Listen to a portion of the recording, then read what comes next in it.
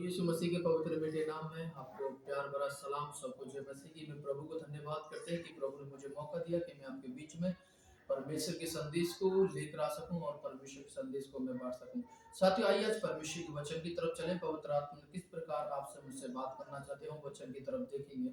और जो सबसे पहले था, आज हम उसी पर विश्वास करें जो सृष्टि का कर्ता, सृष्टि को बनाने वाला परमेश्वर जो है, हम उस पर विश्वास करें। और सबसे पहले वचन था, इसलिए जो वचन सुनना बहुत ही जरूरी है, क्योंकि सबसे पहले वचन था।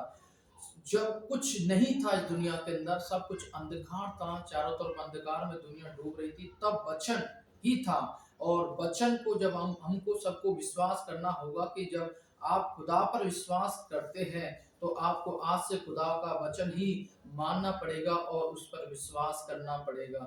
आदि वचन था, वचन परमेश्वर था और वचन परमेश्वर के साथ था। यूहन्ना उसका 1 का 1 में पढ़ते। सब प्रथम बात यह है, वचन था और वो वचन ही खुदा के साथ था।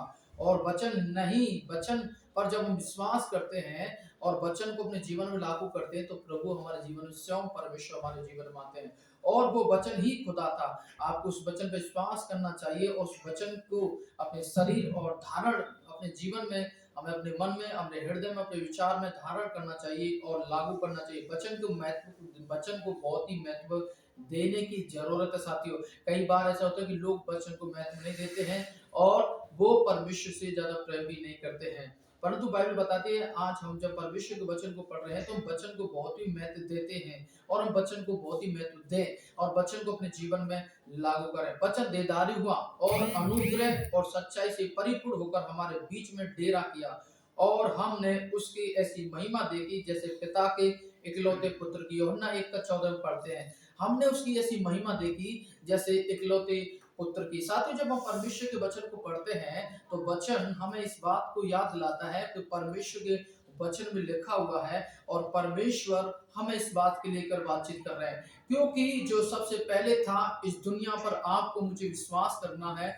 और उसी को अपने जीवन वचन को लागू करना है। हम जब परमेश्वर के वचन को देखते हैं तो परमेश्वर आपसे, मेरे जीवन से बातें करते हैं। साथियों, क्या आपके मुख से प्रभु यीशु मसीह के वचन निकलते हैं? क्या आपके दिल से प्रभु को महिमा निकलती है? क्या आपके विचारों से परमेश्वर की आराधना, महिमा हृदय से होती है? परमेश्वर आपसे पूछना चाहते हैं, क्या निकलते हैं? या खुद अपने अंदर खोजिए और खुद निर्णय लीजिए। आज आप जो कुछ देख रहे हैं और जो वचन के द्वारा जो पैदा था उसे अपने अंदर भी बसने दो। जो वचन के द्वारा जो कुछ पैदा उसमें हुआ है उसको अपने हृदय के अंदर घुसने दे साथियों, और अपने दिल के अंदर घुसने दे। क्योंकि परमेश्वर चाहता है कि आपके अंदर आना, परमेश्वर का वचन चाहता है आपके अंदर आना, उसकी रूह पवित्र आत्मा आपके अंदर आना चाहती है और परमेश्वर आपसे बात करना चाहता है।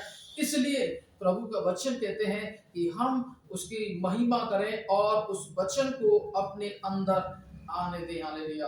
इस मसीह के वचन को अपने हृदय में अधिकार से बसने दो और सिद्ध ज्ञान सही दूसरे को सिखाओ और चिताओ और अपने पूरे अनुग्रह, अपने मन और अपने अपने मन में अनुग्रह के साथ परमेश्वर के लिए भजन और स्तुति और आत्मिक गीत गाओ। कुलुस्सियों का 3 अध्याय उसके 16 आयत पढ़ते हैं। जो आपके दिल में भरा हो वो आपके अंदर से निकलेगा। स्वयं विचार कीजिए, आप अपने अंदर क्या भरा हुआ है? क्या परमेश्वर का प्रेम, क्या प्रभु के प्रति लगाव आपके अंदर है? परमेश्वर के वचन कहते हैं जो हमारे अंदर आते हैं वो ही हमको अशुद्ध करते हैं। परंतु प्रभु यीशु मसीह के चेले एक बार है, प्रभु तेरे चेले तो बिना हाथ धोए खाना खाते हैं, परंतु प्रभु ने कहा हालेलुया, उनका हाथ धोना या हालेलुया उनको अशुद्ध नहीं करता, परंतु इंसान के अंदर से, उसके विचारों से, हृदय से जो निकलता है वो इंसान को शुद्ध करता है। इसलिए प्रभु के वचन कहते हैं कि आप और मैं हालेलुया परमेश्वर को अपने बच्चे, परमेश्वर के वचन को, परमेश्वर को अपने हृदय के अंदर आने दे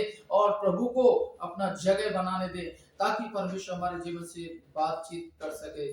जो आपके दिल में भरा होगा वो आपके अंदर से निकलेगा। जो जब आप स्वयं विचार कीजिए अपने अंदर क्या भरना है, खुद ने स्वयं से ज्यादा अपने वचन को महत्व दी। इसलिए आपको वचन को समझना और उस पर चलना बहुत ही जरूरी, क्योंकि वचन सबसे पहले था और वचन हमेशा आकाश और पृथ्वी तक जाएंगे, परंतु वचन जो खुदा का वचन है वो कभी बिना बात की नहीं टलेगा। मेरी यही प्रार्थना आपके परिवार और आपके जीवन परमेश्वर का, खुदा का अनुग्रह, परमेश्वर का वचन आपके मेरे जीवन में हो और परमेश्वर को अपने जीवन में लागू होने दे। आज की संदेश हमारे जीवनों में यही है कि हम अपने जीवनों में प्रभु को आने दें, हम परमेश्वर पर विश्वास करें, अपने जीवन को प्रभु को समर्पण कर दें। परमेश्वर हमारे जीवन से अद्भुत काम करने वाला परमेश्वर है, अद्भुत हमारे जीवन से बोलने वाला परमेश्वर। हम जब प्रभु के वचन पर विश्वास करते हैं तो प्रभु हमारे जीवनों में बहुत अद्भुत करते हैं। उसके वचन को हमारे अंदर बसने दें और परमेश्वर हमारे वचन, जब परमेश्वर का वचन हमारे हृदय में आता है तो प्रभु हमारे जीवन से बातें करता है। प्रभु इन वचनों के द्वारा आपको आशीष दे। सबको जय मसीह की।